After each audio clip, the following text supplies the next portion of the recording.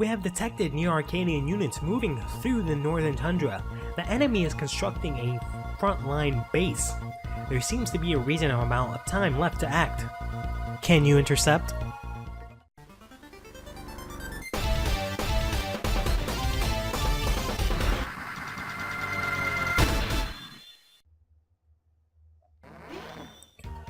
Alright, so we're taking on the final repeat boss from, I believe he was actually from Mega Man 1 also. I believe all of these bosses are actually from Mega Man 01. But this is a Blizzoff, Jack-Office, or Stagorus, or something of the sort. It's not a very difficult boss to take on. He was pretty easily defeated, actually, last time around because we had the flame chip. So we'll see exactly how it is that we'll get through him this time. Spoiler alert, he's not really that different. I always found it pretty interesting how they kind of just fucking brought in this new game they just brought the same old guys from before. But at the same time, I guess it's not horrible. And it's not like, for example, they're part of a major story part. You know, it's not like instead of making 8 more robot bosses, they just went ahead and made like 5 or something and then repeated 3 of them or something like that. But I mean, technically they did sort of do that in the previous game with making you fight the Guardians a second time. But I mean, the Guardians are also sort of essential. They're like actual characters at this point, so I don't know. It's kind of hard for me to distinguish. But it's pretty interesting how for this entire series, basically ice, for the most part, ice also means water, which I always thought was really weird, which is why I find it extra weird that always the guys that are weak to ice, that are ice elements are actually weak to fire, but at the same time, their stages are all engulfed in water, which is really weird. I don't know. I understand they didn't want to have to go and make a bunch of different elements, and it was just easier to do the whole rock, paper, scissors things with only the 3 elements, but it still just rubs me the wrong way, especially Leviathan, who I still consider to be like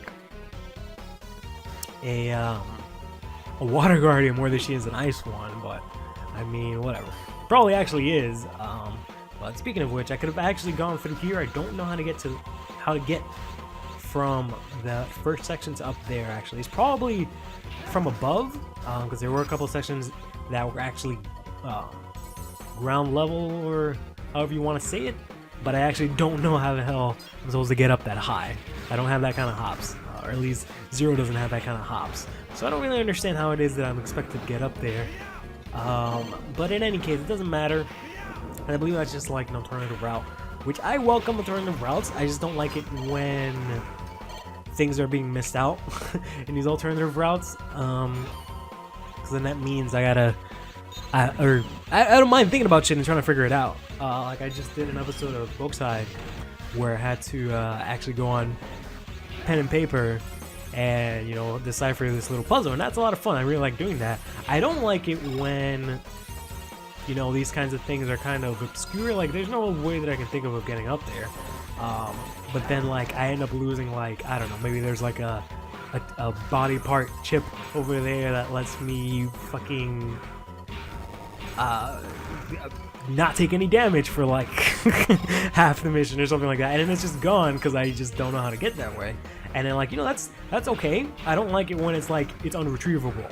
Like, nope, you went the wrong way, so now you can't ever get the thing. I find that kind of shitty. I'm not a fan of those kinds of things where it's sort of like exclusive and it's kind of like, no, you kind of fucked up, so you're never gonna get this thing ever unless you turn off the game or you have another save file or something like that. Otherwise, then you literally, there's no way for you to get it. Literally, I'm not a fan of that. But it doesn't matter because we're actually almost done with this stage.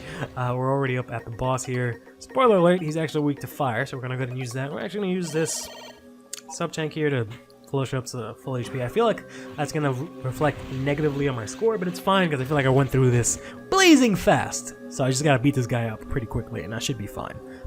I'm impressed you made it to this base. Still, I cannot dishonor Lord Weil, the man who brought me back.